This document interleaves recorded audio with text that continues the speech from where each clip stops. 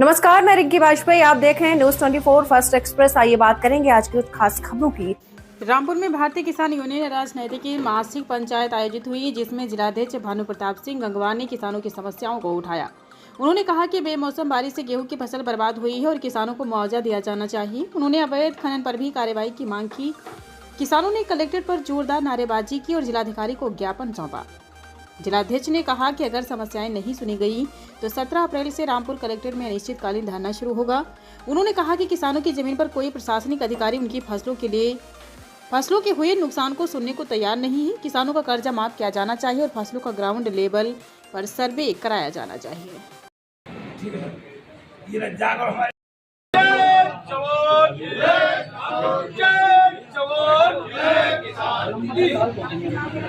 मैं ये कह रहा था जी, क्या नाम है आपका? मैं भानु प्रताप सिंह गंगवार, जिला अध्यक्ष भारतीय किसानों राजनीति जनपद। आज आप कलेक्ट्रेट आए हैं, क्या मामला है? कलेक्ट्रेट में किसानों का गेहूं बेमौसम बारिश ओलावृष्टि के कारण बर्बाद हो गया, जमीन पे पिछ गया। उसमें दाना, जिस गेहूं की बारी में 70-80 दाने निकलते थे, मुश्किल से 10 और 15 दाने रह गए हैं। कहने का मतलब ये है कि 75% गेहूं खत्म हो गया, पिछ गया, काला दाना पड़ गया।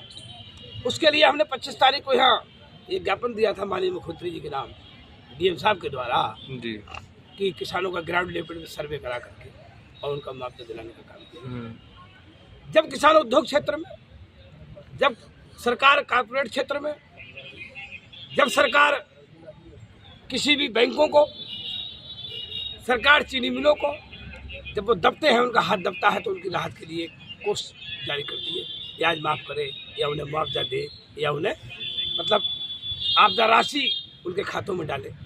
तो सरकार ने माननीय मुख्यमंत्री का एक बयान भी आया था कि किसानों को सर्वे करा करके और पूरे प्रदेश को ही हम तो आपदा घोषित करेंगे और किसानों को मुआवजा देंगे, लेकिन वो बयान बनकर रहे।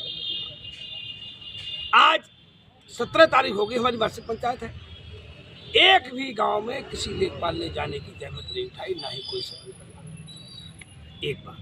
दूसरी बात, अब जो गेहूं 50 को खरीदने की बात है, बाजार में रेट 2350-2400 रुपये को है या 2300 रुपये को है।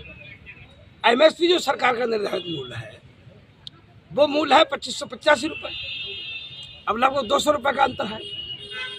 उन 200 की लड़ाई में ये अधिकारी और ये एसएमआई, तौल क्रय केंद्रों के प्रभारी, इन्होंने ऐसा एक जाल बना रखा है कि किसान का गेहूं खरीदना ही ना।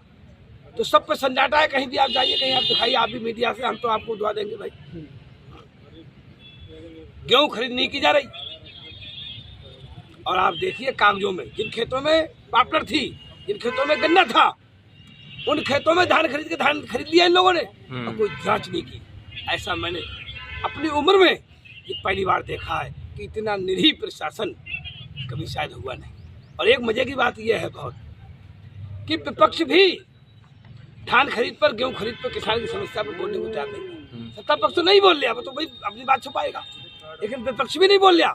आप बयान सुनिए किसी नेता का कि भाई किसानों के साथ अन्याय हो रहा है, या धान नहीं खरीदा जा रहा है, या गेहूं नहीं खरीदा जा रहा है, खरीद की जा रही है। कल हमने एक भूसी वाले थे, लेने वाले, धान की भूसी निकलती है, हमने पूछा क्या रेट जारी, ट्राली वाले भर रहे थे, तो बोले ये 390 रुपये को खरीदी है। 390 रुपये धान की भूसी और गन्ने का रेट 400 रुपये। तो जिस भूसी को कोई रखने को तैयार नहीं है, तो किसान को खत्म कर दिया।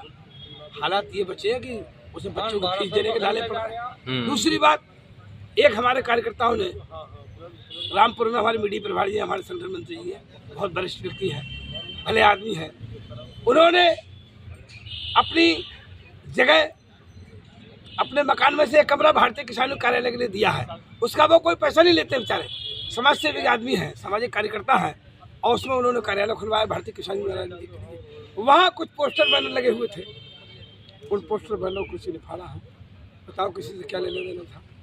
रही बात कानून व्यवस्था की, तो मैं तो कप्तान साहब से, आप लोग मिले या नहीं मिले बताना, अगर कार्रवाई ना हो हम कप्तान साहब से बात करेंगे, जमीन में से खुदवा लेंगे उन्हें, वो अपनी औकात में ऐसी स्थिति में रहे। इस प्रकार की ऐसी नुक्ताचीनी, इस प्रकार की ये कानाफूसी और इस प्रकार की छीड़फाड़, किसी का पोस्टर लगाया, कहीं लगा, अरे किसानों का पोस्टर है भाई, बाबा टिकैत का उस पर पोस्टर लगा हुआ है, तो शर्म नहीं आती। प्रशासन मैं मीडिया चैनल के माध्यम से कहना चाहूँगा कि जो संबंधित थाना क्षेत्र में जो भी वहाँ वो क्षेत्र आता है और वहाँ पर जो प्रभारी है थाने के, वो उस पर संज्ञान लें और उस पर कार्रवाई करें। अच्छा, हमारे जहाँ सहयोग की बात है तो हमारे कार्यकर्ता हम उन्हें अपेक्षित जो भी सहयोग है प्रदान करेंगे। अच्छा, आज आप कलेक्ट्रेट आए थे तो डीएम साहब ने आपको क्या आश्वासन दिया? देखिए, डीएम साहब ने कहा कि हमारी नज़र है और हम काम करेंगे, गेहूँ खरीद करवाएंगे। लेकिन देखिए, एक आदमी कुर्सी पे बैठा है, वो जिले का कलेक्टर है, उसे तो सबको देखना, लेकिन उनकी मुस्कुराहट और उनके चेहरे की जो तेज बता रहा था कि सरकार की ही मंशा नहीं है कि किसान का उद्धार हो। तो वो तो एक भाई वहाँ से फरमान आ गया, भाई कलेक्टर तुम्हें करनी है, तुम्हें सीडीओ बनना है, तुम्हें डीडीओ बनना है, तुम्हें डीडी बनना है, तो प्रशासन जिसे बैठा लगा बैठेंगे, उनके आदेश पर काम करेंगे। ये इसके लिए हमने आज तय किया है, ये भी निश्चित किया है कि पूरे जिले में 15 मई के बाद 17 से 20 मई को यहाँ पंचायत करेंगे और जेल भरो आंदोलन होगा अपनी बात। और प्रदेश की पहली लड़ाई रामपुर से हुई, जो सिसौली से होती थी, वो लड़ाई जिला रामपुर से की।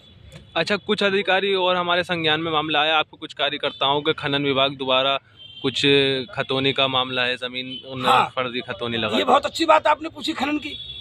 खनन का तो ऐसे समझ लीजिए कि सोना चांदी वाले लाला फैल हैं। खनन का तो व्यापार ऐसे हो रहा है, तहसील मिलक में कहीं पट्टा ही नहीं है खनन का, रेत का 20-20 भट्टे चल रहे हैं, नदियों खोखला किया जा रहा है। ग्राम चैनपुर है, ग्राम चंदपुरा है, ग्राम गुलामगंज है, ग्राम रुस्तमपुर है, हरनागर है, खानपुर है, और स्वार की तो कोई बात ही नहीं है। ये रामपुर की जो बैल्डन है खनन की, इसमें तो ऐसे मतलब बारे न्यारे हो रहे हैं और इसमें अधिकारियों की पूरी संलिप्तता है। आज डीएम साहब से हमने लेकर के इस मामले को उठाया, उनने कार्रवाई के लिए आश्वासन भी दिया है। बहुत बहुत धन्यवाद, नमस्कार।